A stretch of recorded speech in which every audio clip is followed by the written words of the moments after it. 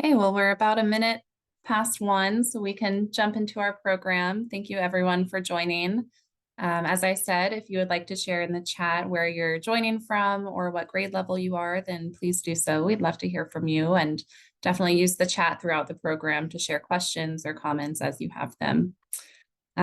So my name is Erin Plant. I'm a public engagement manager at the Trust for the National Mall. The Trust is the leading nonprofit partner of the National Park Service dedicated to restoring and improving the National Mall. I am joined today with National Park Service Ranger Susan Philpott, who is an interpreter at Belmont-Paul Women's Equality National Monument. We at the Trust are so proud to work with the National Park Service and their expert team, including rangers like Susan, to bring stories that are tied to the National Mall to classrooms around the country. Thank you to the students and classes who are online today. I hope you leave inspired from the stories that Susan will share and continue to engage with our programs, which you can learn more about at nationalmall.org. As mentioned, today we will learn about Belmont-Paul Women's Equality National Monument in Washington, D.C. It is an important site of women's history that shares stories of activism, civic engagement, bravery, and coming together. I'm sure you will hear today about some women whose stories you have heard, but also some who may be new to you. I hope you are inspired to continue learning new stories and also how you can use your own voice and talents towards causes that you care about. I'm going to pass it over to Susan to kick us off with our program, and thank you again so much for joining. Well, hello, everyone, and happy Women's History Month. I hope you've been spending some time in March learning about lots of important women and all of their accomplishments. There are, for everyone you know about, there are lots and lots more to learn about. And I'm going to take you on a tour with pictures of the site where I work. So I'm going to share my screen here to get started.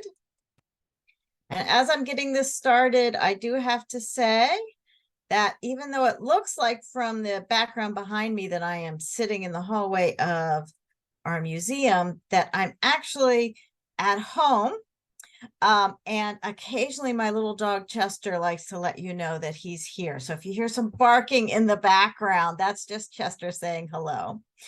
So my name is Susan Philpott. I am a park ranger with the National Park Service. You can call me Ranger Susan. And I'm going to show you the name of my site again, because it's kind of a long one.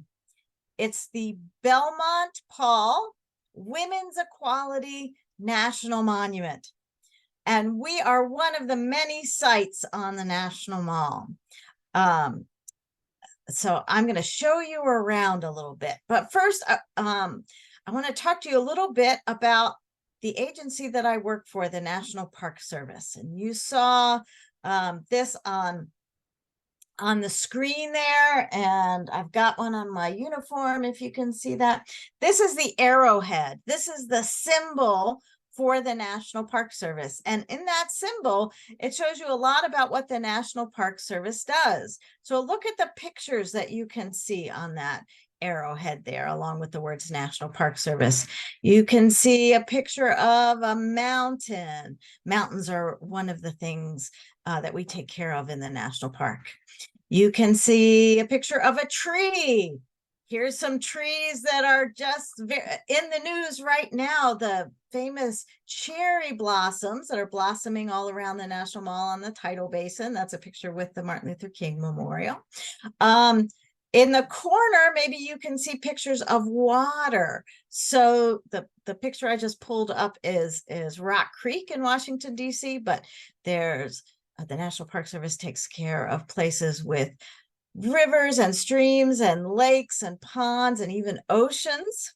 And then in the bottom there, you can see maybe the most famous symbol of the National Park Service, the bison. We take care of animals or homes for animals all over the country. In Washington, D.C., it's mostly squirrels in our park. But the park where I work is represented by the shape itself of the arrowhead. And that's to tell you that in addition to taking care of lots of places with nature, that we also tell stories of American history, including the stories of women. So this is my park.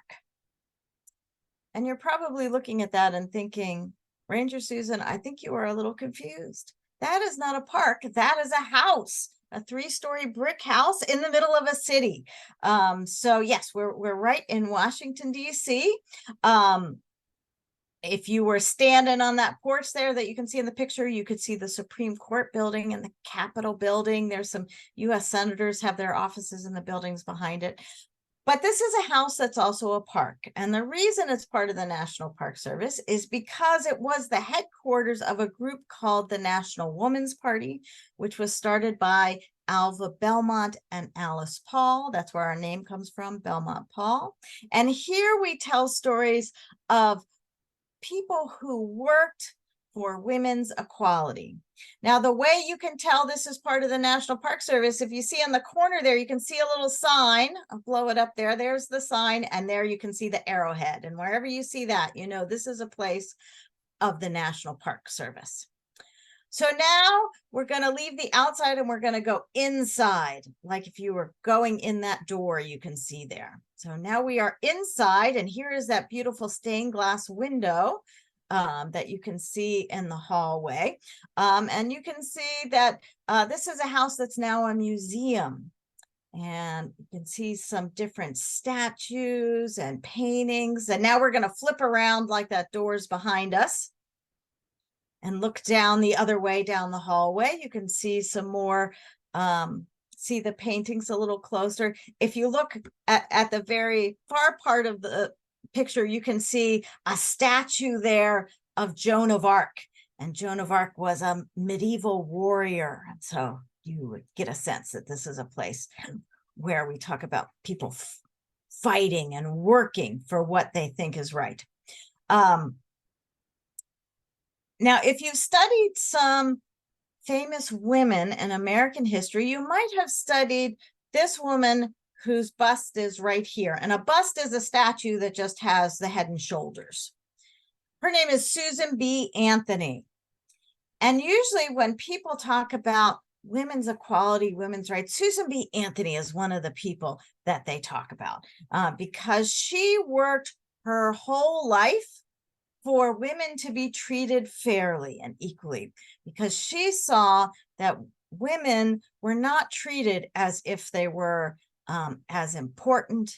And girls too, women and girls were treated like they weren't as important, they weren't as strong, they weren't as smart as boys and men. And Susan B. Anthony worked to change that. She spent her whole life on it. And now we're going to switch over to the other side. And here we can see some other paintings and busts. This bust that you see the closest there is the person we're going to be talking about in a minute. That's Alice Paul. But I want to point out to you the big mirror that you see there. So if you were standing here in the museum in the hallway with me and looking at yourself in that mirror, you might notice that the mirror has a sticker on it, and that sticker looks kind of like a frame. So if you were looking at yourself in the mirror right there, it would look like you were in a frame and like you were one of those people who are up on the wall in the museum. And if you're looking at some of the other pictures and thinking, well, I don't know who all of these people are. Lots of people don't know who those people are because anytime you're doing work for change, there's a couple people who might make it into your history book. So a couple people you've probably learned about, but behind them are lots and lots and lots of other people who are doing a lot of work and contributing. So just want, as we're going through and talking about these people, I want you to think about, can you picture yourself here? Can you see things in the stories that I'm telling that sound like something that you know about or sound like something that you might be able to do? Alice Paul, the woman we're going to talk about, said that the work that she did for change, that movement, she said, I always feel the movement is a sort of mosaic.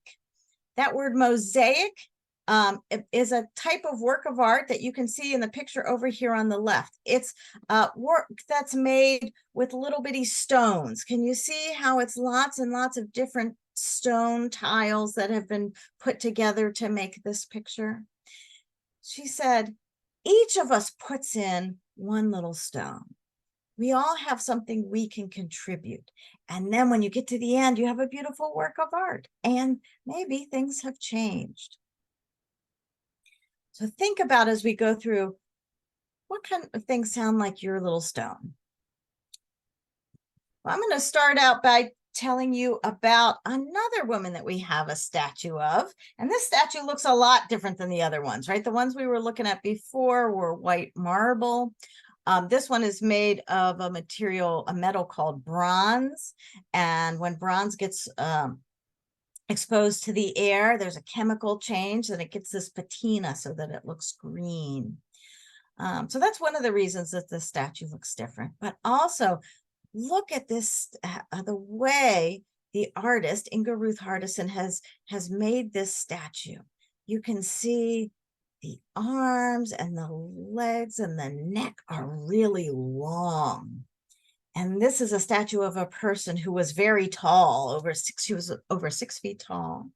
But even so, you get this sense that what the artist is trying to show you in this statue is the idea of someone standing tall. And then you also notice that her hand is in a fist and it's resting on her leg, which is striding forward. So she's standing tall and she's going somewhere. She's headed forward, looking straight up. And so this is a statue of this woman on the right, Sojourner Truth. Has anybody here learned about Sojourner Truth? I'm going to ask questions as we go along, and you can answer them in the chat, or you can just think about them in your head, whichever you want.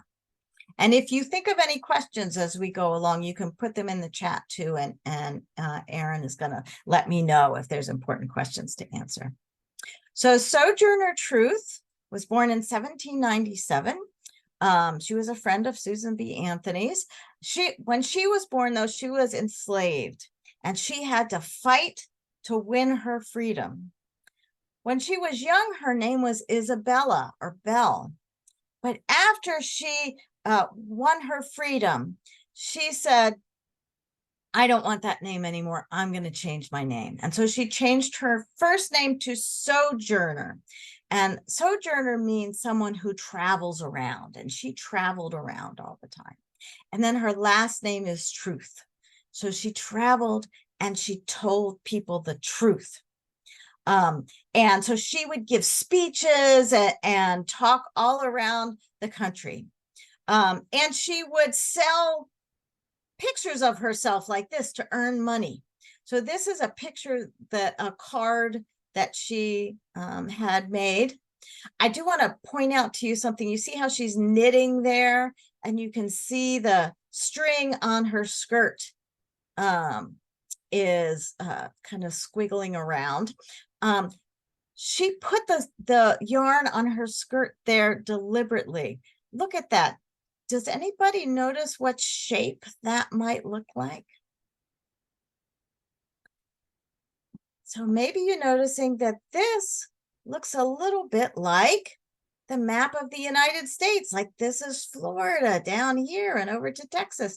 She made the yarn look like a map of the United States as a way to say that she, not only that she traveled around, but that she was American, just as American as anybody else, even though she had two things that made people treat her as if she wasn't important. One was because she was a woman, and the second one was because she was Black. And she would show up at all sorts of places and call people out when she saw other people not being treated fairly. And she told people the truth. And one of the things she talked about was women having equal rights with men.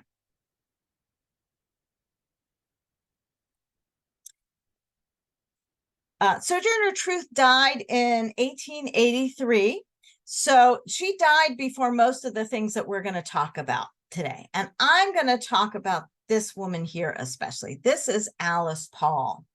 And Alice Paul, from the time she was young, started standing up when she saw that women and girls weren't being treated equally.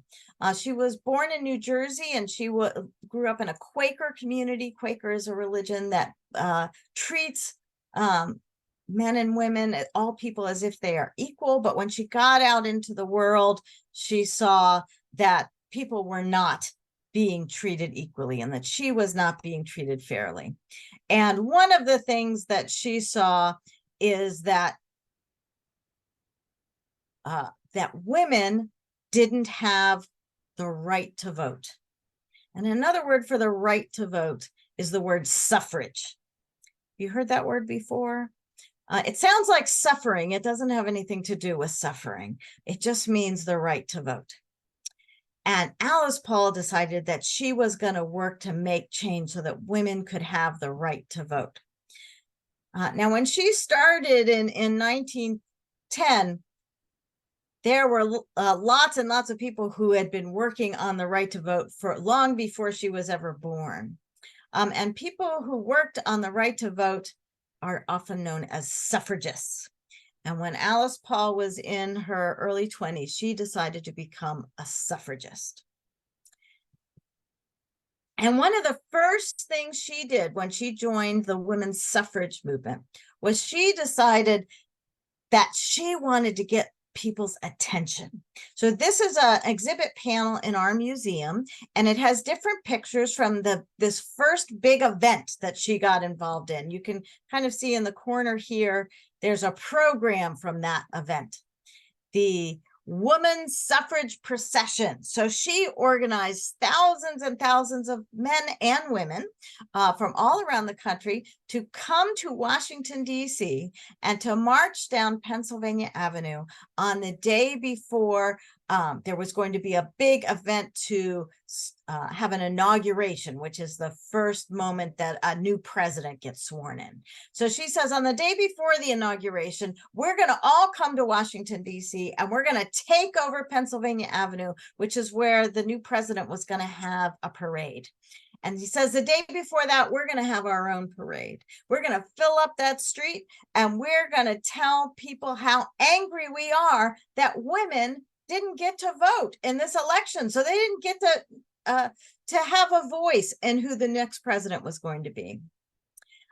So she gets people to come, and the procession starts with this woman here. Now this is one of those names that people knew at the time, but most people don't know anymore. Her name is Inez Milholland. And she was very well known as a suffragist. She had gone to law school and gotten her law degree when women were hardly allowed to go to law school.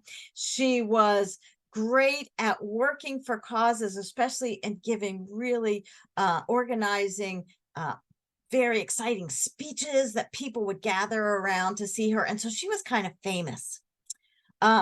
She was also famous because she was really pretty, which kind of annoyed her a little bit, that people were interested in what she looked like instead of what she had to say. But she and Alice decide that what they're going to do is use that and put Inez out front, all in white, on a white horse, to say, here we come, we're riding in, we're the new young women who are claiming our right to vote. And if you notice that she's wearing a crown that has a star on it, and if that looks familiar to you, it's because the man who created Wonder Woman used that crown, Inez's crown, when he was designing Wonder Woman's tiara. So Inez is like the first Wonder Woman. And then behind Inez are lots and lots of women marching. They're there representing their states or their colleges. You can see women from their colleges on the right. In the lower corner, you can see lots of women musicians who are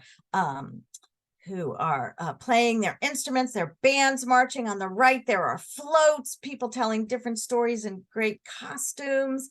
I mentioned there were men marching too. So lots and lots of people marching. And this is one of the people who was marching, and she is my favorite suffragist.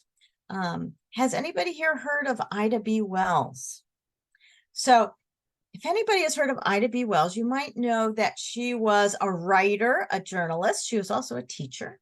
And she was a speaker too. She went around the country and around the world talking about all the things that were wrong, particularly like Sojourner Truth, telling the truth about what was happening to Black men and women, the terrible way they were being treated and the violence they were facing. And because of that, there were people who really wanted to hurt her. In fact, she had to leave where she lived in Memphis, Tennessee, and move to Chicago, Illinois. And there, among the many things she did, was she worked for suffrage. She was a suffragist. So she came to this procession with a bunch of other women from Illinois. But when they were all getting ready to line up, all the other suffragists were white. And they turned to Ida and they said, Ida, we've been hearing that a lot of people don't think that Black and white women should march together in this procession, and we don't want to cause anybody any trouble. So we think you shouldn't march with us.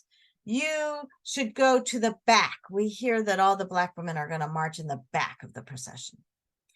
And Ida was so mad. She stood up and she actually started crying. I'm one of those people who cries when they're mad. And she was mad and she was crying and she looked at them and she said, I was asked to march here to represent Illinois, and I will march where I belong or not at all. And so she stormed off, but she didn't leave and she didn't go to the back. She waited along Pennsylvania Avenue, along that procession route. And when she saw the Illinois delegation marching by, she stepped right out in front. So this is the only picture we have of that moment. It's from a newspaper, so it's kind of grainy. But if you look there, you can kind of see how determined Ida B. Wells was to march where she belonged.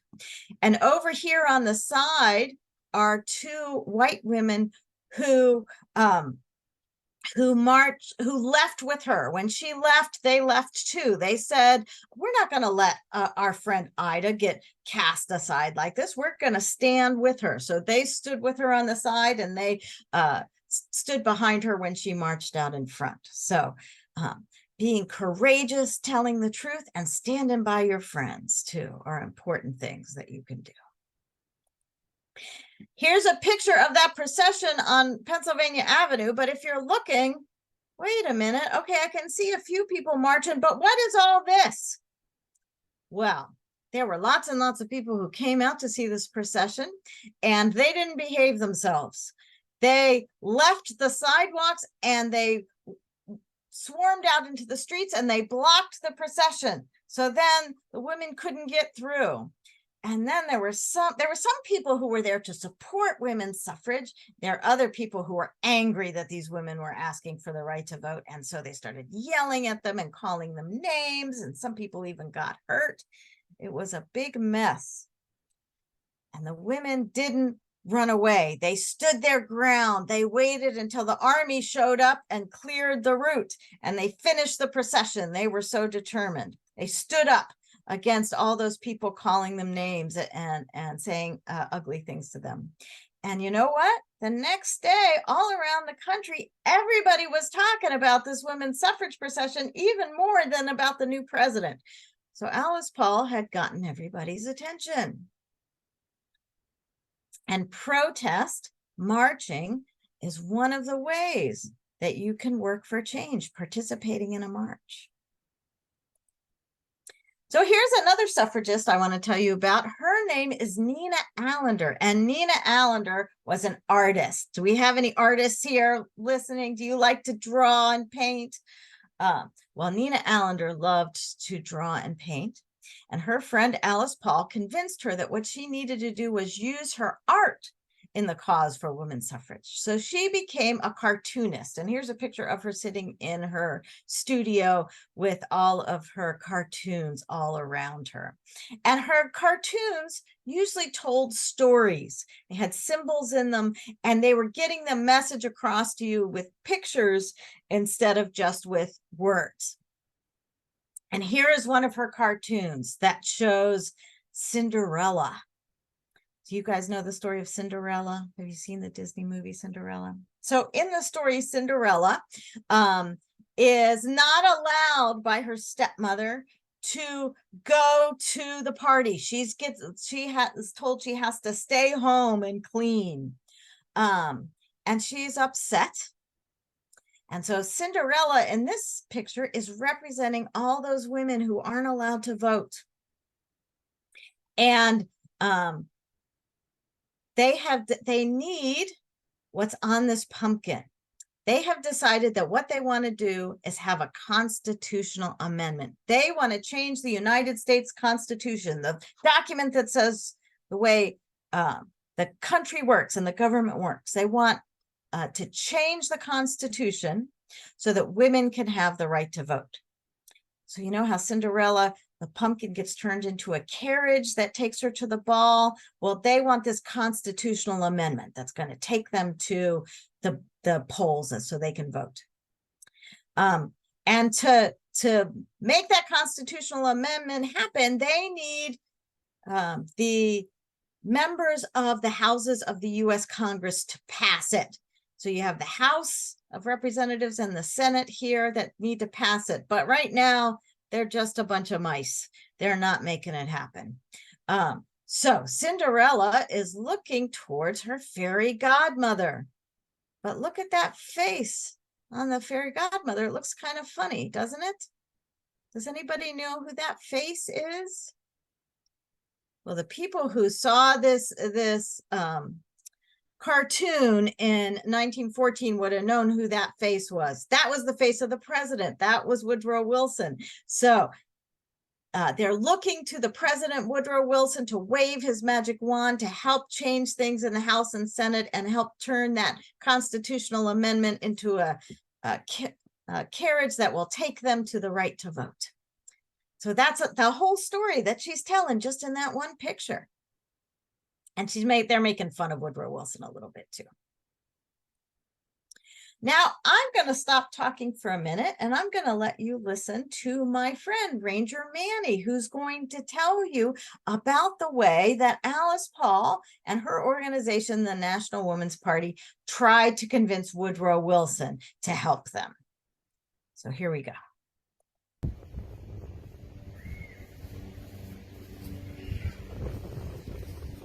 Hey, look, I'm picketing the White House.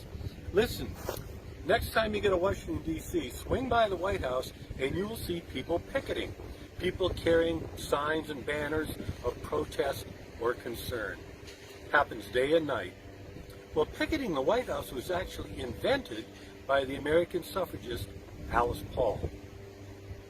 In response to the intransigence of Woodrow Wilson regarding giving women the vote, Alice Paul formed what were called the Silent Sentinels. This is January 1917. These women stood right outside Woodrow Wilson's front gate. He couldn't help but see them. It was right in his face, carrying banners that said, "Mr. President, what will you do for women's suffrage?" Or, "How long, Mr. President, must women wait for liberty?" It was through the pressure of women like this, as well as others, exerted enough pressure on Woodrow Wilson where finally he goes before Congress, supports the 19th Amendment. Today, 100 years later, women have the vote. But let's not kid ourselves.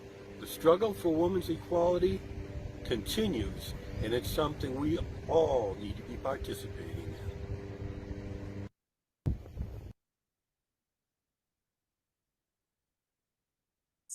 So you probably knew something about my friend Manny, and this is my friend Lauren too. You can see she's at an event where they're talking about the history of women fighting for the right to vote, and she's casting her ballot. But what do you know about my friend Lauren here? Well, if you look at her, you can see she's wearing what looks like a uniform, right? She's wearing a green and gray. You can see she's got a badge on.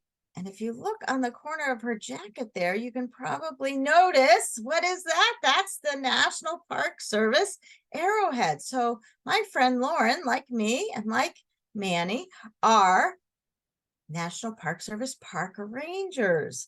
So you can tell who they are because of what they're wearing. And I bet maybe at your school, you probably have colors that are of your school, and maybe you wear t-shirts for your school, or maybe you're in Scouts and you wear a Scout uniform.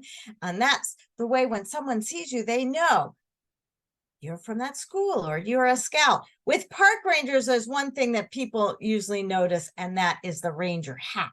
Manny had on the ranger hat, but Lauren's inside and so am I. So we're not wearing the hats, but that's one of the ways people know us is by the hats.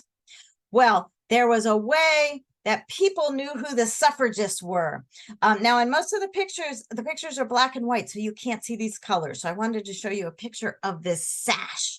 And you're going to see sashes with these 3 stripes, or banners with those 3 stripes with their colors, purple, white, and gold.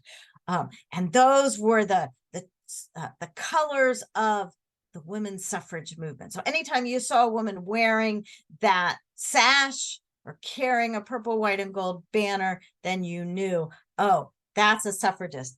And maybe you also knew, oh, that's one of those suffragists who like to cause a little trouble.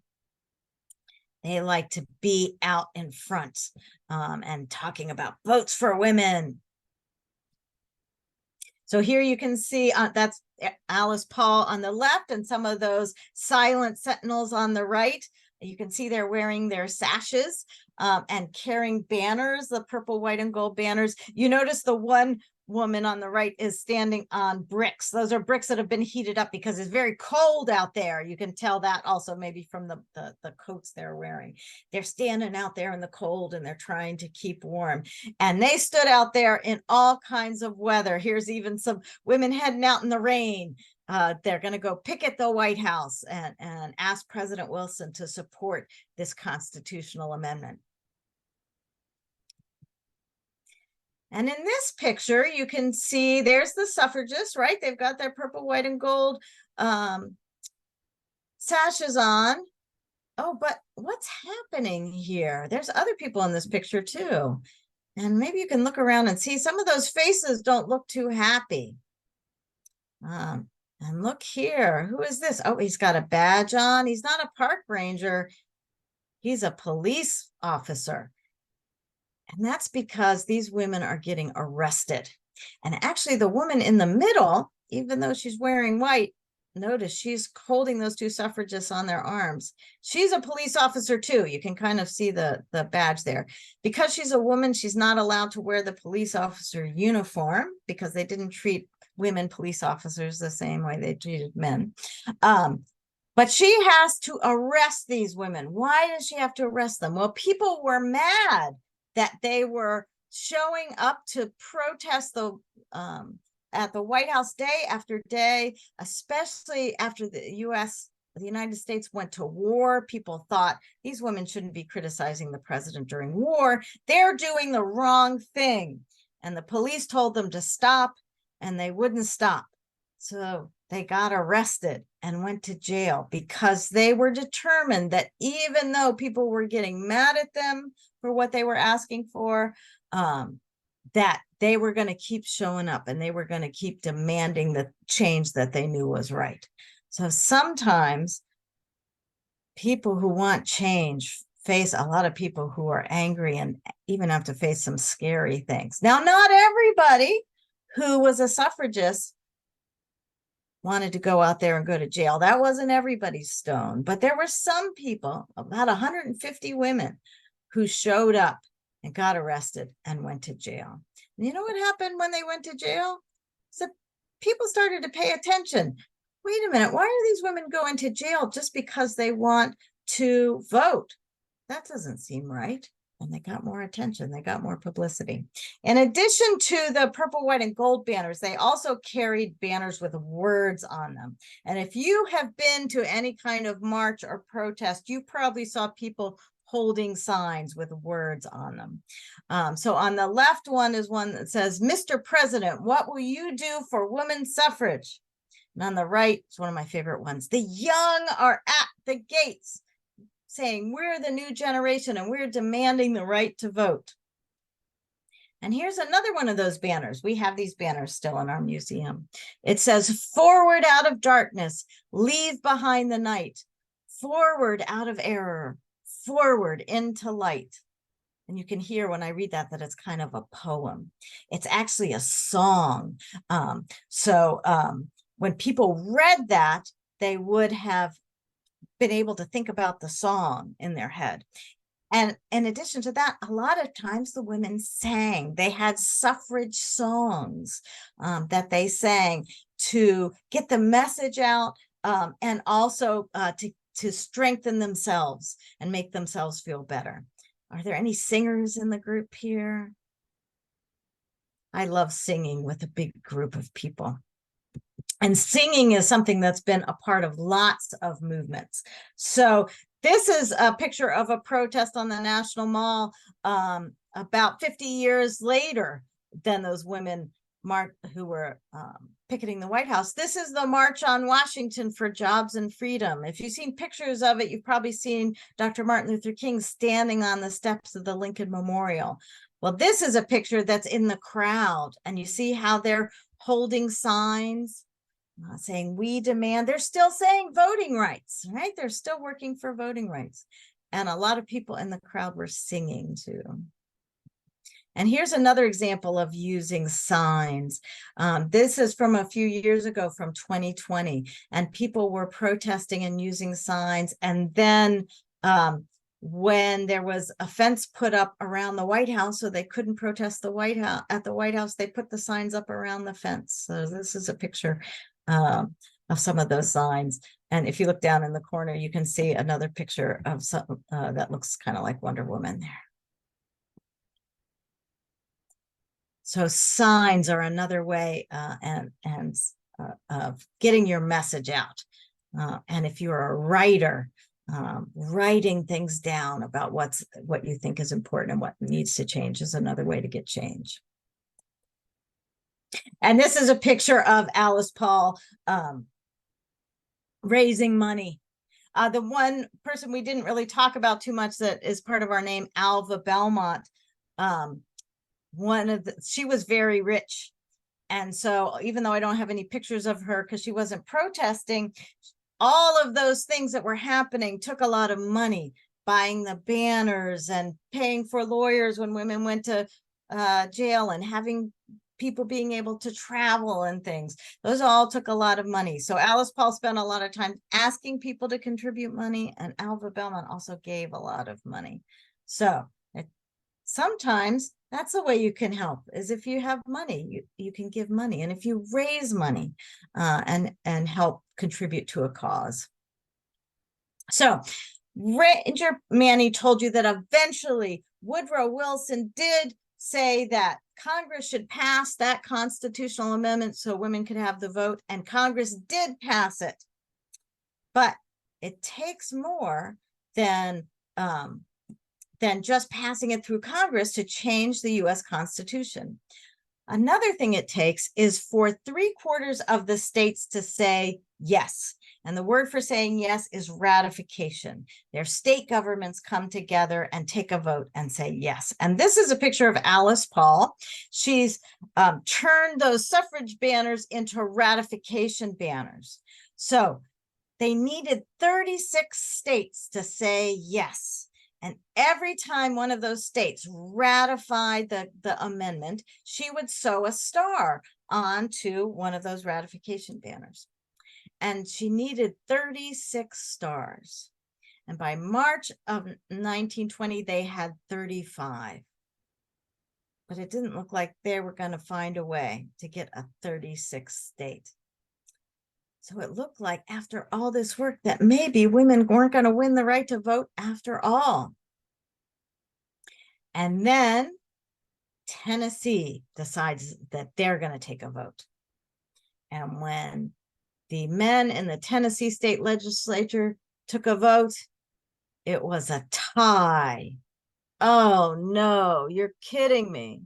All this time, all this work, it's coming down to getting one guy to change his mind. Well, the youngest man in the Tennessee state legislature was this man. His name was Harry Byrne. And he voted no the first time. But then they were going to take a second vote.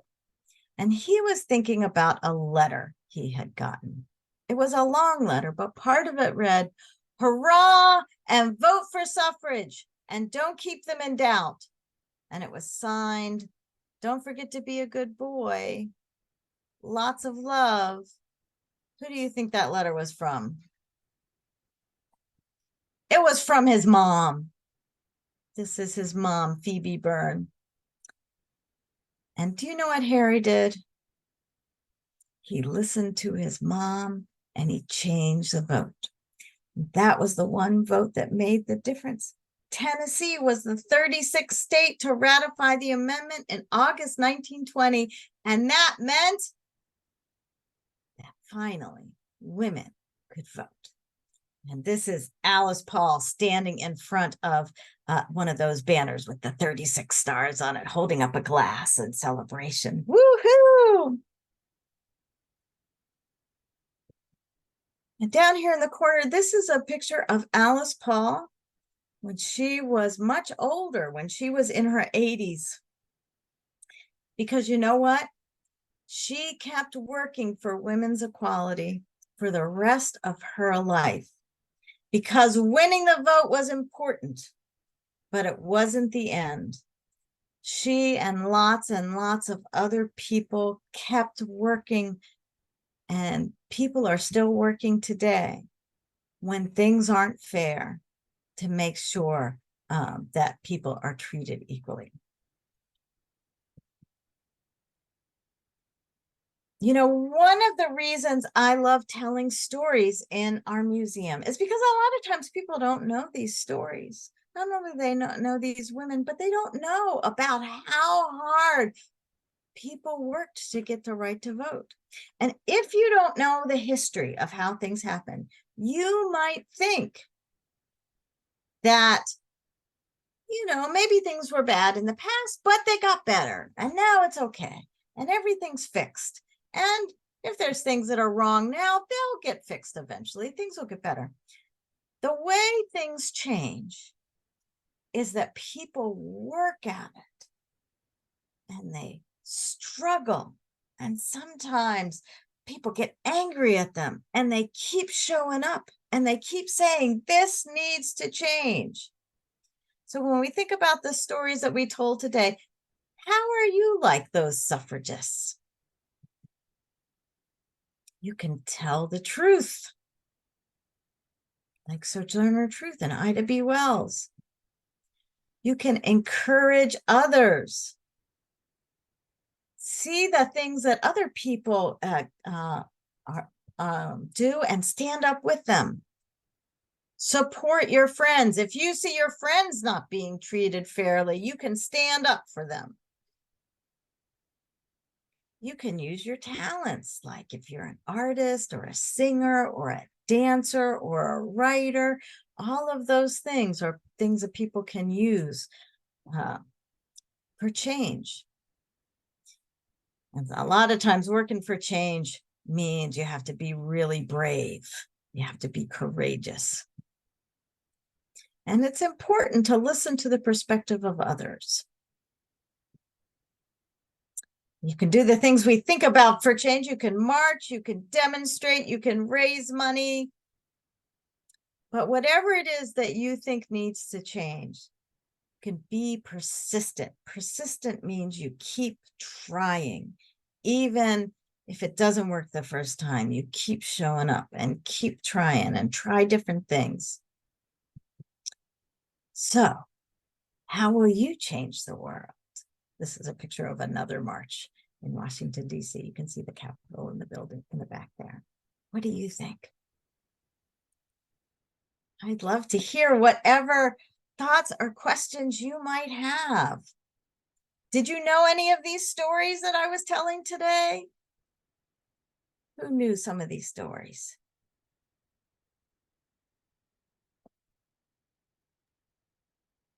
Thank you so much, Susan, for that program. I love how you expand on the story of women's suffrage, how you highlight how much of a collective effort that it was, and a process that took so much effort from so many voices and was really not a quick process. For our participants today, if you have questions, feel free to please continue putting them in the chat.